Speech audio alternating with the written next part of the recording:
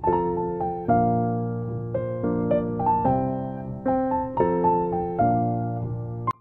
Viewers, আসসালামু আলাইকুম। আশা করি সবাই ভালো আছেন। আজকে আমি আপনাদের সাথে শেয়ার করব মাত্র 10 টাকায় কিভাবে হাফ কেজি স্পঞ্জ রসমালাই ঘরেই তৈরি করে নিতে পারেন। এত টাকা খরচ করে বাহির থেকে কিনে আনার চেয়ে বাসায় যদি স্বাস্থ্যসম্মতভাবে দারুণ মজার রসমালাই অল্প খরচে তৈরি করতে পারেন, তাহলে কেন বাহির থেকে কিনতে যাবেন। সাথে থাকবে পারফেক্ট রসমালাই তৈরি করার টিপস। কি ফলো করলে আপনার রসমালাই চুপসে যাবে না, সুন্দর করে ফুলবে। তাই পুরো ভিডিওটি ধৈর্য সহকারে দেখার অনুরোধ রইল।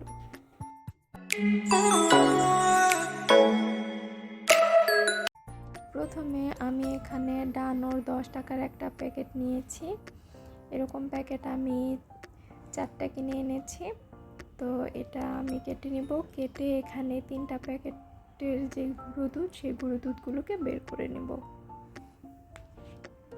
অ্যাড করে দিচ্ছি হাফ চা চামচ বেকিং পাউডার ব্যবহার করবেন, বেকিং সোডা না। এখন শুকনো উপকরণগুলোকে ভালোভাবে একটু মিশিয়ে নিচ্ছি।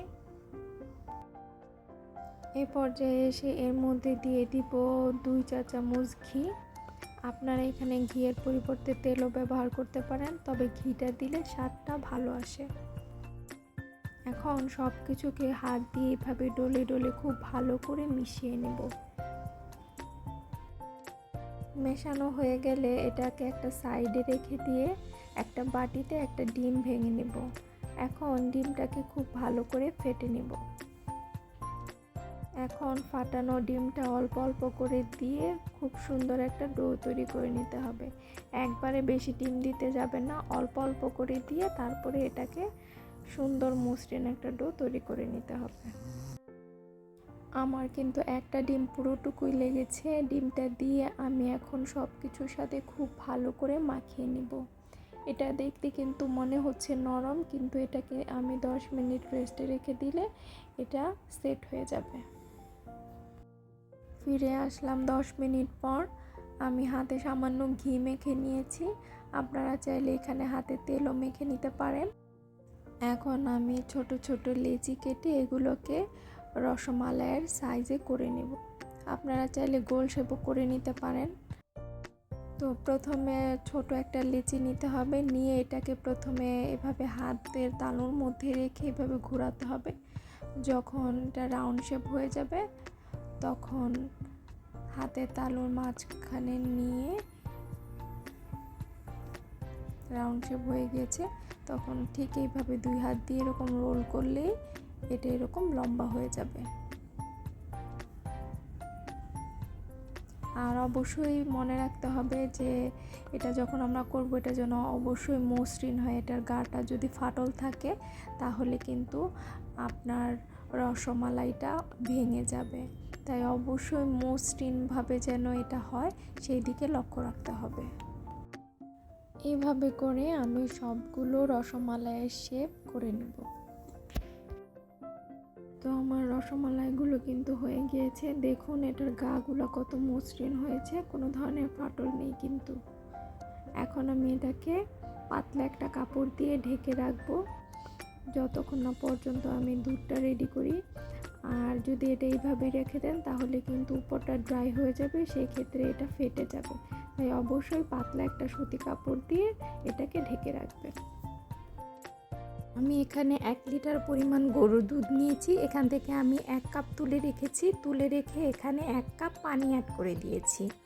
দিয়ে এখন এর সাথে অ্যাড করে দিচ্ছি 2টা এলাচ। এলাচের মাথা 2টা ফাটিয়ে দিবেন। এখন চুলার জাল হাই হিটে রেখে এটাকে বলক তুলে নেব। একটা বলক তুলে নেব, খুব বেশি জ্বালাতে যাবেন না, কারণ রসমালাইয়ের পানিটা পাতলা হতে হবে। পাতলা থাকলেই এটা ফুলবে। খুব বেশি জ্বালিয়ে যদি আপনি রসমালাইয়ের শেপগুলো দেন তাহলে কিন্তু এই রসমালাইটা ফুলবে না, চুপসে যাবে। আর চুলার জাল সবসময় একই রাখবেন, মানে সর্বোচ্চ হাই হিটে রেখে রসমালাইটাকে করে নেবেন। যখন এরকম একটা বলক চলে আসবে তখন সাথে সাথে আমরা রসমালাইয়ের যে শেপগুলো করেছি সেগুলো একটা একটা করে দুধের মধ্যে দিয়ে দিতে হবে। আমি আবারও বলে দিচ্ছি, রসমালাইগুলোকে কিন্তু অনেক বেশি ঘন করে তারপরে দিতে যাবে না। দুধের মধ্যে যখন একটা বলক চলে আসবে তখনই রসমালাইগুলো দিয়ে দিতে হবে। আর আমি কিন্তু এখনও চিনি অ্যাড করিনি, কারণ হচ্ছে আপনি যদি রসমালাই দেওয়ার আগে চিনি অ্যাড করেন তাহলে কিন্তু আপনার রসমালাইগুলো ফুলবেও না এবং চুপসে যাবে। তাই আমরা চিনিটা পরে অ্যাড করব। এখন আমরা রসমালাইগুলোকে দিয়ে চুলার জাল কিন্তু হাই হিটে আছে, হাই হিটে রেখে এটাকে টানা 10 মিনিট রান্না করে নেব। আর ঢাকনা দিয়ে দিতে হবে, আর ফুটো থাকলে সেটাকে বন্ধ করে দিতে হবে। যখন দেখবেন এরকম দুধটা পড়ে যাচ্ছে সেক্ষেত্রে ঢাকনাটা একটু উঠিয়ে আবার ঢাকনাটা দিয়ে দিবেন। 5 মিনিটের মতো হাই হিটে রান্না করার পর কিন্তু দুধগুলো ঘন হয়ে যাবে। সেক্ষেত্রে আরও 2 কাপ গরম ফুটন্ত পানি ব্যবহার করতে হবে। ঠান্ডা পানি ব্যবহার করবেন না, ফুটন্ত গরম পানি ব্যবহার করবেন। ঠান্ডা পানি ব্যবহার করলে কিন্তু রসমালাইগুলো চুপসে যাবে। আপনারা চাইলে এই 2 কাপ পানি 1 লিটার দুধের সাথে শুরুর দিকে অ্যাড করেও দিতে পারেন। আমি 1 লিটারের সাথে 1 কাপ পানি অ্যাড করে দিয়েছিলাম। সেক্ষেত্রে আপনারা 3 কাপ পানি অ্যাড করতে পারেন, তাহলে আর এই পর্যায়ে এসে পানিটা অ্যাড করার প্রয়োজন নেই। দেখুন রসমালাইগুলো কিন্তু আমি 10 মিনিট পর্যন্ত রান্না করে নিয়েছি চুলার জাল হাই হিটে রেখে। এখন কিন্তু এগুলো কি সুন্দর ফুলে উঠেছে। এগুলাকে এখন আমি উঠিয়ে নিব, উঠিয়ে রসমালাইয়ের মালাইটা তৈরি করে নিব।